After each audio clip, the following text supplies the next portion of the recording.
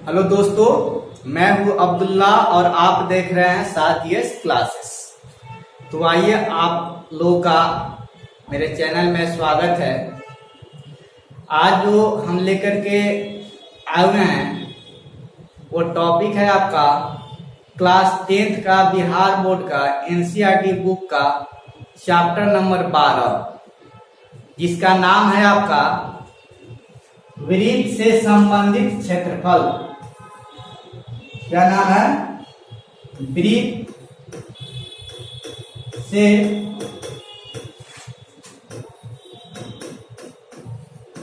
संबंधित क्षेत्रफल। ये आपके बुक का चैप्टर नंबर क्या है? 12 है, जिसका नाम है वृत्त से संबंधित क्षेत्रफल। और ये जो है आपका क्लास 10th का है। किस बुक का है? तो एनसीईआरटी का। तो वृत्त से संबंधित क्षेत्रफल को टॉपिक को पढ़ने के पहले हम पहले ये जान लें कि वृत्त किसे कहते हैं। वृत्त क्या होता है? मान लेते हैं कि ये बोर्ड क्या है? एक समतल है, एक प्लेन है। इस प्लेन में कोई एक पॉइंट ले लिए और इस पॉइंट से इसी समतल में समान दूरी पे बहुत सारा यहाँ पे क्या है? पॉइंट है।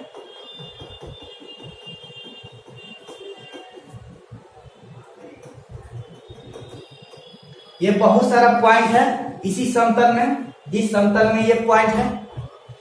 तो किसी समतल में किसी निश्चित पॉइंट से समान दूरी पर अनेक बिंदुओं को एक साथ मिलाने से जो आकृति बनता है उसी को हम लोग मैथ में वृत्त कहते हैं। तो ये क्या आपका हो गया? वृत्त हो गया। ये आकृति क्या हो गया? वृत्त हो गया।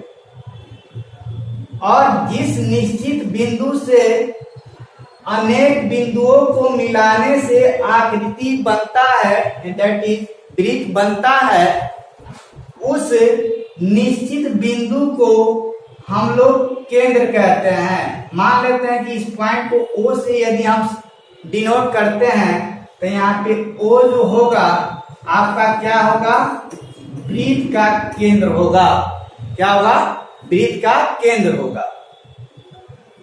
और इस बिंदु से समान दूरी पर बिंदुओं को मिलाने से जो वृत्त बना हुआ है, इस समान दूरी को हम लोग वृत्त का त्रिज्या कहते हैं। क्या कहते हैं? वृत्त का त्रिज्या कहते हैं, जिसको स्मॉल r से डिनोट किया जाता है, क्योंकि त्रिज्या का इंग्लिश जो होता है आपका रेडियस होता है।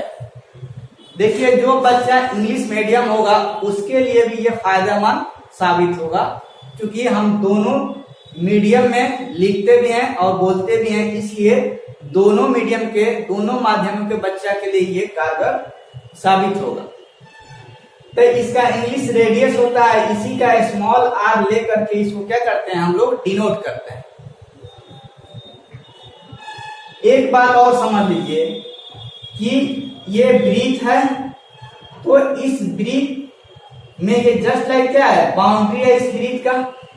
तो इस बाउंड्री से अगर कोई बाहर कोई बिंदु होगा तो उसको बाह्य बिंदु कहेंगे। जैसे यहाँ पे कोई पॉइंट ले लिए ए, यहाँ पे कोई ले लिए बी, तो ये सब क्या है? इस बंद आकृति से बाहर है, इसलिए इसको बाह्य बिंदु कहेंगे। और इसके अंदर कोई होगा, मान लेते सी है, डी है, तो ये सब जो होगा इसके अंदर होगा, इसलिए इसको हम अंतः बिंदु कहेंगे। और कोई ऐसा बिंदु जो इस बाउंड्री पर हो, यानी इस बाउंड्री पर हो, इस कर्व पे हो, तो उसको हम कहते हैं कि यह वृत्त पर उपस्थित है। मान लेते हैं यहाँ पे एक ले लिए, यहाँ पे क्या पॉइंट ई ले लिए जो यहाँ पे है, और एक पॉइंट ले लिए मान लेते हैं यहाँ पे आपका एफ जो यहाँ पे, यानी एफ और ई दोनों जो बिंदु है ना वृत्त के बाह्य बिंदु है ना वृत्त के अंतर बिंदु है, बल्कि वो क्या है, वृत्त पर उपस्थित है। अब मान लेते हैं कि इस वृत्त पर उपस्थित दो बिंदु ई और एफ को एक लाइन से मिला रहे हैं, एक लाइन से मिला दे रहे हैं। यहाँ पे इसको मिला दिए यहाँ पे, तो वृत्त पर उपस्थित दो बिंदुओं को मिलाने वाली रेखा जो वृत्त के केंद्र से होकर के जाता है, उस रेखा को हम वृत्त का व्यास कहते हैं। तो यहाँ पे ई और एफ को मिलाया है तो एक लाइन हमको ई एफ मिला है, तो ई एफ जो होगा आपका क्या कहलाएगा, तो वृत्त का व्यास कहलाएगा, जिसका इंग्लिश जो होता है डायमीटर होता है, और जिसको डी से डिनोट किया जाता है। तो यहाँ पे हम लोग क्या देख रहे हैं कि यहाँ से लेकर के यहाँ तक ये जो लाइन है, ये लाइन इसका क्या कहलाएगा, डायमीटर कहलाएगा, और यहाँ से इसके सेंटर से किसी भी बाउंड्री को कहीं से भी मिला देंगे तो वह उसका रेडियस होता है। इस सेंटर से कहीं भी मिलाएंगे तो सब उसका क्या कहलाएगा, रेडियस कहलाएगा, त्रिज्या कहलाएगा। तो देखिए यहाँ से यानी ओ से लेकर के ई तक रेडियस होगा, त्रिज्या होगा, जिसको हम आर से डिनोट करते हैं, तो मान लेते हैं क्या है, आर है। और फिर यहाँ पे ओ एफ जो है ये भी इसका त्रिज्या है, इसको भी आर से डिनोट करते हैं। तो पूरा ई एफ जो होगा, ई एफ बराबर क्या होगा, आर प्लस आर। तो आर प्लस आर, और ई एफ को डी से डिनोट करते हैं तो इसको डी लिख देते हैं, ठीक है। तो डी इज इक्वल टू क्या होगा, R plus R two R. इससे मेरे पास क्या आया, एक रिजल्ट आ गया कि किसी वृत्त का जो व्यास होता है, डायमीटर होता है, उसके त्रिज्या का डबल होता है, त्रिज्या का दुगुना होता है। और इसी को दूसरे शब्द में कहेंगे तो कहेंगे कि किसी वृत्त का त्रिज्या उसके डायमीटर यानी उसके व्यास का आधा होता है। क्लियर। अब वृत्त से संबंधित कुछ और भी शब्द हैं जिसको हम लोग आगे देखते हैं। अगर कोई बच्चा इसको स्क्रीनशॉट लेना चाहे तो ले सकता है, क्योंकि स्लाइड को हम लोग क्या करेंगे, चेंज करेंगे। चलिए स्लाइड चेंज करते हैं और आते हैं आपका वृत्त से संबंधित कुछ क्या है, आपका शब्द है, उस शब्द से पहले जान पहचान कर ले, ताकि जब इससे संबंधित क्वेश्चन बनाए तो वो शब्द का मीनिंग हमको मालूम हो। मान लेते हैं कि यहाँ पे एक वृत्त हम बनाए, क्या है, एक वृत्त है। देखिए बताए थे कि यहाँ पे इसका क्या होता है, सेंटर होता है। इसका मान लीजिए यहाँ पे क्या है, केंद्र है। और मान लेते हैं यहाँ पे एक पॉइंट है ए और यहाँ पे एक पॉइंट है बी। तो बोले थे ना कि दो ऐसा पॉइंट जो वृत्त पर उपस्थित हो और वो दोनों बिंदु को मिलाने वाली रेखा यदि इसके केंद्र से होकर के जाता है तो ये केंद्र, ये लाइन, ये रेखा इसका डायमीटर कहलाता है। तो किसी भी बिंदु से एक ही रेखा यहाँ पे हम खींच रहे हैं ए बी, और दूसरा भी तो खींचा, मान लेते हैं कोई बिंदु यहाँ पे ये है एस, ए बी तो मान लिए सी मान लेते हैं, और यहाँ पे मान लेते हैं डी। तो इस दो जो पॉइंट है जो आपका वृत्त पर उपस्थित है, तो इससे भी एक रेखा हम लोग खींच रहे हैं। तो ये जो रेखा है, ये रेखा थोड़ा सा टेढ़ा हो गया, इसको सीधा खींचते हैं, ऐसे खींचे। तो ये रेखा जो है इसके केंद्र से होकर के नहीं जा रहा है, इसके केंद्र से होकर के नहीं जा रहा। तो इसके केंद्र से होकर के जाता है, उसको भी हम क्या कर सकते हैं, उसको हम क्या कहते हैं, व्यास कहते हैं। और जो इस केंद्र से होकर के नहीं जाता है तो उसको हम क्या कह सकते हैं, व्यास कहते हैं, व्यास कह रहा है। इसको हम लोग कह सकते हैं जीवा। क्या कहते हैं, जीवा कहते हैं। देखिए ये व्यास भी अपने आप में एक जीवा होता है, अपने आप में क्या होता है, जीवा है। अगर जीवा का डेफिनेशन लिखाना हो तो लिख सकते हैं कि वृत्त पर उपस्थित दो बिंदुओं को मिलाने वाली रेखा उसका जीवा कहलाता है। इसका इंग्लिश तो होता है कॉर्ड। क्या होता है, कॉर्ड होता है। ठीक है, तो वृत्त पर उपस्थित दो बिंदुओं को मिलाने वाली रेखा को जीवा कहते हैं। और जो जीवा इसके केंद्र से होकर के जाता है उसको एक अलग नाम दे देते हैं, व्यास। तो हम कह सकते हैं कि किसी वृत्त का महत्तम लंबाई का जो जीवा होता है वह वृत्त का व्यास होता है। इसलिए सभी जीवा व्यास नहीं हो सकता है, लेकिन व्यास जो होता है वह जीवा होता है और सबसे महत्तम लंबाई वाला जीवा होता है। ये ऑब्जेक्टिव में बार बार पूछता है कि किसी वृत्त का महत्तम लंबाई का जीवा व्यास होता है कि नहीं होता है, तो लिखेंगे कि हाँ होता है। ठीक है, दे देगा कि किसी वृत्त में महत्तम लंबाई का जीवा, ऑप्शन नीचे देगा त्रिज्या, व्यास और कुछ ऑप्शन दे देगा, तो वहां पे क्या हो जाएगा, आंसर आपका व्यास हो जाएगा। ठीक है, तो ये तो हो गया आपका जीवा। अब मान लेते हैं कि एक जीवा खींचे, क्या किए, एक और फिगर बना लेते हैं हम लोग। मान लेते हैं यहाँ पे एक और खींचे, ठीक है, और इसमें आप एक जीवा खींचिए। इसमें क्या किया आप लोग, चलिए अचानक लाइट चली गई थी इसलिए बीच में थोड़ा डिस्टर्ब हो गया। आइए मान लेते हैं कि ये क्या है, एक वृत्त है। इस वृत्त में हम क्या कर रहे हैं, एक जीवा खींच दे रहा है, जीवा खींच दे रहा है। तो ये वृत्त दो भाग में बट गया।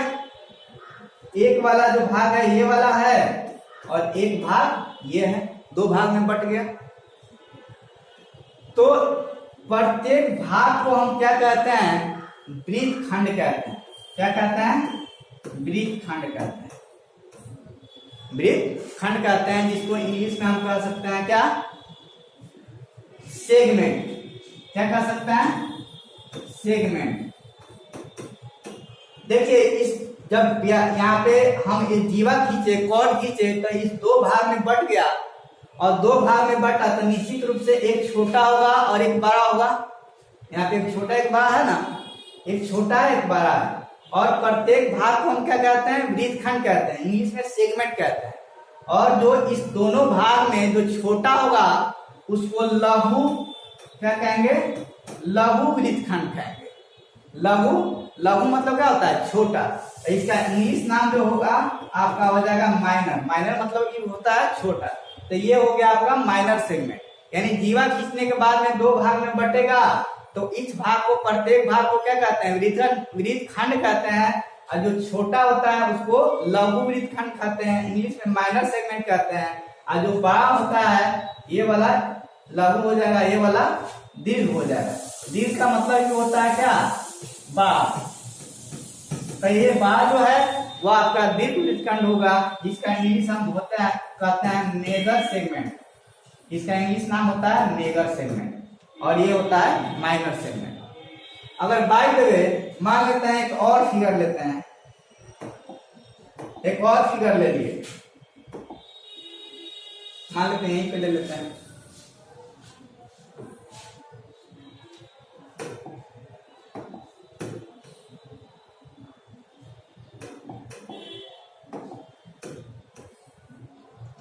एक और फिगर लिए और इसमें क्या किए, इसका व्यास खींच दिए। तो व्यास खींचने के बाद में भी क्या होता है, ये दो भाग में बट जाता है। लेकिन यहाँ पे हम जीवा खींचे थे तो ये भी दो भाग में बटा हुआ था, लेकिन दोनों भाग बराबर नहीं था। लेकिन जब किसी वृत्त में उसका व्यास खींचेंगे तो ये भी दो भाग में बटेगा, लेकिन यहाँ पे जो होगा ये दोनों भाग आपस में क्या होगा, बराबर होगा। जो क्षेत्रफल इसका होगा वही क्षेत्रफल इसका होगा, दोनों समान माप का होगा। तो जब किसी वृत्त में व्यास खींचते हैं तो क्या होता है, वृत्त दो भाग में बढ़ जाता है और दोनों भाग का क्षेत्रफल बराबर होता है। और प्रत्येक भाग को यहाँ पे हम वृत्त खंड नहीं कहेंगे, यहाँ पे कुछ एक स्पेशल नाम दे देते हैं जिसको कहते हैं अर्धवृत्त। क्या कहते हैं? अर्धवृत्त कहते हैं। अर्ध का मतलब होता है आधा, अवृत्त मतलब वृत्त का आधा। तो जो वृत्त का आधा होता है उसको क्या कहते हैं? अर्धवृत्त कहते हैं।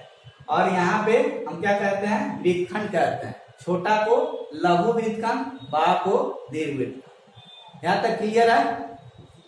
जल्दी इसका भी आप लोग जल्दी से स्क्रीनशॉट लीजिए ताकि हम फिर से स्लाइड चेंज कर दें।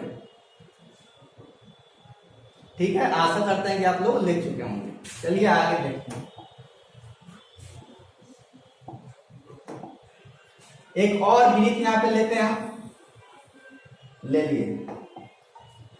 इसमें मान लेते हैं कि वृत्त को यहां से और यहां से कट किए। जब कट कर देंगे तो वृत्त का एक जो भाग होगा ये होगा और वृत्त का एक भाग ये होगा, दो होगा, यानी दो भाग में कट जाएगा। तो इस भाग को निश्चित रूप से इसका जो लंबाई है इसके लंबाई से क्या है? ज्यादा है। ठीक है, जब किसी वृत्त को दो जगह से कट कर देंगे तो वो दो भाग में बटेगा और इस भाग को जो हम कहते हैं, क्या कहते हैं? तो यहां पे हम इसको कहते हैं चाप। इस भाग को क्या कहते हैं? यहाँ पे क्या है? चाप है। ये क्या है? यहाँ पे चाप है। तो इस दोनों भाग में ये भाग जो है छोटा दिख रहा है और ये भाग बड़ा दिख रहा है। तो जो बड़ा वाला भाग होगा उसको हम कहते हैं क्या? दीर्घ चाप। क्या कहेंगे? दीर्घ चाप। दीर्घ मतलब बड़ा, तो बड़ा चाप। ये जो होता है छोटा, तो लघु मतलब क्या होता है? छोटा, इसलिए इसको नाम देते हैं लघु चाप। चाप का इंग्लिश क्या होता है? आपका आर्क होता है। क्या होता है? आर्क होता है। ये छोटा है इसलिए इसको हम कह सकते हैं माइनर आर्क, और ये बड़ा है इसलिए इसको हम कह सकते हैं मेजर आर्क। ठीक है, और मान लेते हैं यहाँ पे पॉइंट ए है और यहाँ पे बी है। तो इसको अगर डिनोट करना होगा, इसको सिंबॉलिक फॉर्म में लिखना होगा इस चाप को, तो हम क्या करते हैं? ए बी लिख देते हैं, उसके ऊपर इस तरह का सिंबल बना देते हैं। अगर ए बी को यदि हम लघु चाप के लिए यूज किए हैं, यानी ए बी से हम लघु चाप को अगर डिनोट कर रहे हैं, तो यहाँ पे बी ए जो होगा वह आपका दीर्घ चाप होगा। अगर यहाँ पे बी ए को अगर हम लघु चाप डिनोट करने के लिए लेते हैं तो यहाँ पे ए बी जो होगा आपका दीर्घ चाप होगा। इसके उल्टा जस्ट अपोजिट हो जाता है। यहाँ तक क्लियर है? चलिए अब आते हैं वृत्त के परिधि। वृत्त के परिधि क्या होता है? तो याद रखिए, किसी भी मैथ में किसी भी फिगर का परिधि पूछा जाए या उसी को हम परिमाप भी कहते हैं, तो कोई भी फिगर का परिमाप या परिधि उसका जो बाउंड्री का लेंथ होता है वही उसका परिधि या परिमाप कहलाता है। तो यहाँ पे वृत्त हम लोग पढ़ रहे हैं, तो वृत्त के बारे में ही हम लोग जानते हैं, और जो फिगर आएगा तो उसके बारे में अपना अलग से जानेंगे। यहाँ पे क्या है? वृत्त है। तो मान लेते हैं कि ये वृत्त का क्या है? बाउंड्री है।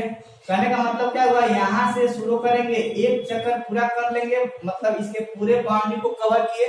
तो यहाँ से लेकर के पूरा एक चक्कर करने में जो हम डिस्टेंस कवर करेंगे, दैट इज इसके बाउंड्री का जो लेंथ होगा वही लेंथ वृत्त का क्या कहलाएगा? परिधि कहलाएगा। क्या कहलाएगा? परिधि कहलाएगा, जिसको इंग्लिश नाम कहते हैं सरकमफ्रेंस। सरकमफ्रेंस कहते हैं, और जिसको सी से डिनोट किया जाता है। आशा करते हैं कि यहाँ तक आप लोग को क्लियर होगा। जल्दी से इसका भी आप लोग स्क्रीनशॉट लें ताकि इसको हम क्या कर दें? इरेज करें।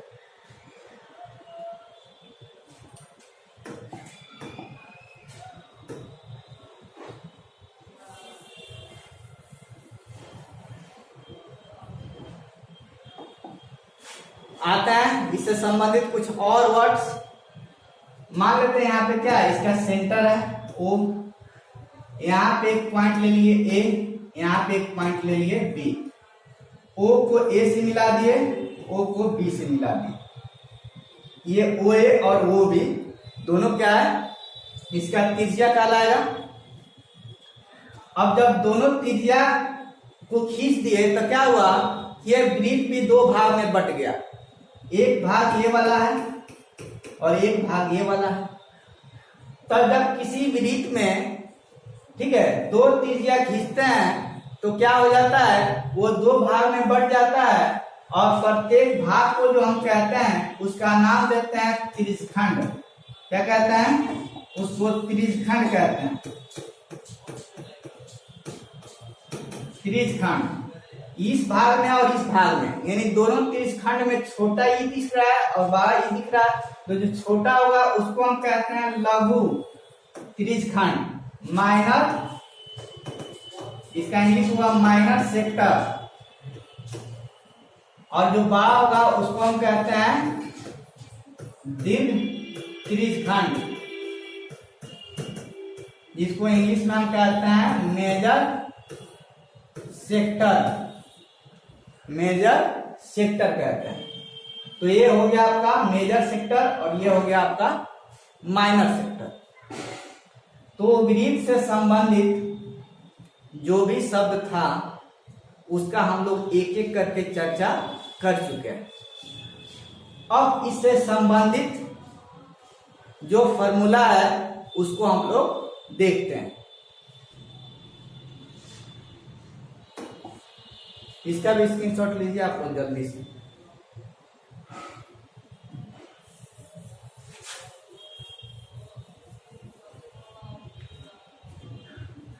ये वृत्त है,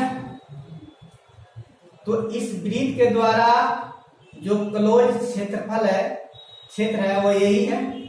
किसी भी फिगर के द्वारा, और कोई क्लोज फिगर है तो उसके द्वारा घेरे गए जो भाग होता है वही भाग उस फिगर का, उस आकृति का क्षेत्रफल कहलाता है।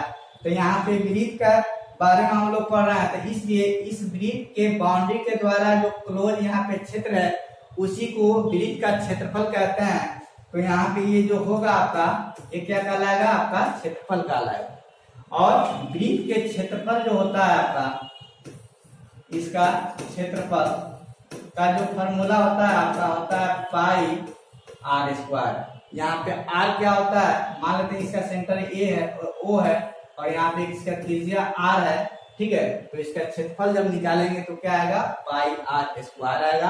आर का वैल्यू दिया रहेगा, क्षेत्रफल पूछेगा, इसमें पुट कर देंगे, क्षेत्रफल निकल जाएगा। अब इसका परिधि, परिधि का जो फॉर्मूला होता है आपका होता है 2 पाई आर। क्या होता है, 2 पाई आर। ये तो आ गया वृत्त का क्षेत्रफल और परिधि। उसके बाद हम लोग देखते हैं और वृत्त का क्षेत्रफल और परिधि, ठीक है। एक और फिगर लेते हैं, ले लिए। इसमें इसका व्यास खींच दिए। जब व्यास खींचे तो ये दो बराबर भाग में बढ़ जाता है और प्रत्येक भाग को क्या कहते हैं, अर्धवृत्त कहते हैं। तो इस अर्धवृत्त का जो क्षेत्रफल जब निकालेंगे, अर्धवृत्त का,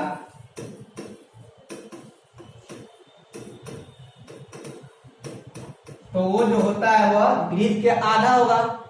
इसी का आधा काट के जब बना लिया तो इसका आधा होगा। तो इसका था पाई आर स्क्वायर, तो इसमें 2 से भागा देंगे तो इसका फॉर्मूला बन जाएगा।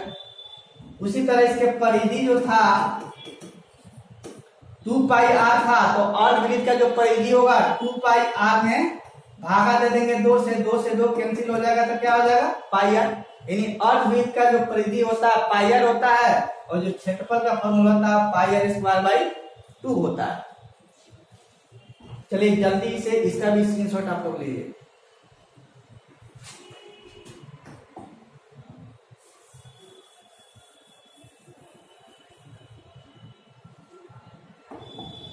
अब मान लेते हैं कि एक व्यास इस तरह से खींचे और दूसरा व्यास इस तरह से खींचे। जब खींचे तो ये 4 बराबर भाग में क्या किया, बट गया। जब दो व्यास खींचे और इस तरह से खींचे कि इस वृत्त को 4 बराबर भाग में क्या कर रहा है, बांट दे रहा है, तो प्रत्येक भाग को जो हम नाम देते हैं वो देते हैं चतुर्थांश। क्या देते हैं, चतुर्थांश। और चतुर्थांश का जो क्षेत्रफल होता है आपका, वह वृत्त के क्षेत्रफल के क्या होगा, चौथाई भाग होगा, क्योंकि 4 बराबर भाग में बांट दिए। तो वृत्त का क्षेत्रफल पाई आर स्क्वायर था, इसलिए चतुर्थांश का क्षेत्रफल में 4 से भागा देंगे, यानी वृत्त के क्षेत्रफल में 4 से भागा देंगे तो चतुर्थांश का क्षेत्रफल निकल जाएगा। उसी तरह वृत्त के परिधि में जब 4 से भागा देंगे तो चतुर्थांश का परिधि निकल जाएगा, दैट इज 2 पाई आर बटा 4, 2 एकम 2, 2 दूनी 4, that is pi R by 2 होगा। तो चतुर्थांश का क्षेत्रफल पाई स्क्वायर बाई 4 और परिधि पाई आर बाई 2 हुआ। अब देखते हैं चाप की लंबाई। मान लेते हैं इन्हें बताए थे कि किसी वृत्त को 2 जगह से यहाँ पे कट कर देंगे तो ये 2, इसका परिधि जो हुआ 2 भाग में बढ़ जाएगा। जो छोटा होता है उसको लघु क्या कहते हैं, लघु चाप कहते हैं, जो बड़ा होता है उसको दीर्घ चाप कहते हैं। तो इसका क्षेत्रफल जो होगा, इसका क्षेत्रफल कह रहे हैं, इसके लघु चाप या दीर्घ चाप, सिंपल हम देखते हैं चाप की लंबाई। तो चाप की लंबाई जो होता है आपका, चाप की लंबाई, उसका जो फॉर्मूला होता है, मान लेते हैं ये चाप है और इसका सेंटर यहाँ पे O है, इसका सेंटर O है, और इस चाप के द्वारा मान लेते हैं कि एक कोण बनाया गया थीटा डिग्री का, इसके सेंटर पर। किसी वृत्त के सेंटर पर किसी चाप के द्वारा यदि थीटा डिग्री का कोण बनाया जाता है तो उस चाप की लंबाई जो होता है उसका फॉर्मूला होता है थीटा बटा 360 गुने 2 पाई आर। ये आपका चाप का लंबाई निकालने के लिए फॉर्मूला है। जल्दी से इसका भी स्क्रीनशॉट लीजिए ताकि हम आगे बताएं।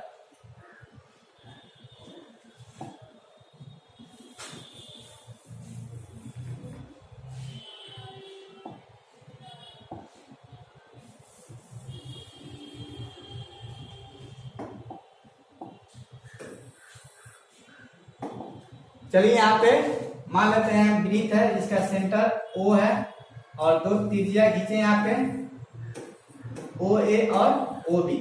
ये भी 2 भाग में बटा और प्रत्येक भाग को क्या कहते हैं हम लोग, त्रिज्यखंड कहते हैं, इंग्लिश में सेक्टर कहते हैं। तो किसी त्रिज्यखंड, किसी वृत्त के क्षेत्रफल में अगर क्या करना है, त्रिज्यखंड जो है उस त्रिज्यखंड का क्षेत्रफल निकालने के लिए, बाय द वे ये त्रिज्यखंड के अंदर जो बना हुआ कोण है इसके सेंटर पर और थीटा डिग्री का है, तो त्रिज्यखंड का जो क्षेत्रफल होता है उसके लिए जो फॉर्मूला होता है आपका वो होता है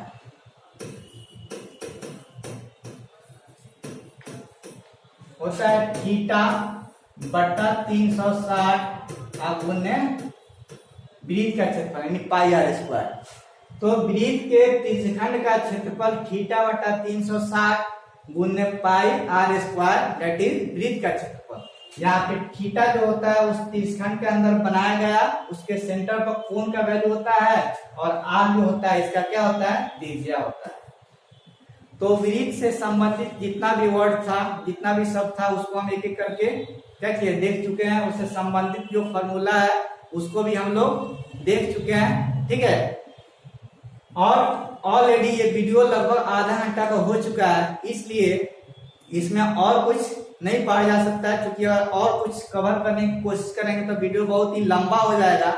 इस वजह से आज का वीडियो हम यहीं पे समाप्त करते हैं, और इसके बाद का वीडियो यदि आपका उसका नोटिफिकेशन मिले, इसके लिए आपको क्या करना होगा, मेरे चैनल को सब्सक्राइब करना होगा, उसके बगल वाला जो बेल आइकन का बटन है उसको प्रेस करके रखना होगा, ताकि जो भी वीडियो इसके बाद में बनाऊं उसका नोटिफिकेशन आपको मिल जाए। और ये वीडियो यदि आपको अच्छा लगा है तो आपसे रिक्वेस्ट है कि इसको लाइक भी कर दे, अपने दोस्तों के साथ शेयर भी कर दे। इसके बाद में जो हम लोग देखेंगे वो हम लोग देखेंगे इससे संबंधित जो प्रश्न होंगे, यानी 12.1, 12.2 और 12.3 का हर एक क्वेश्चन का पूरे डिटेल के साथ हम लोग एक एक करके देखेंगे। तो आज का वीडियो हम यहीं पे समाप्त करते हैं। मेरे वीडियो को देखने के लिए आपका बहुत बहुत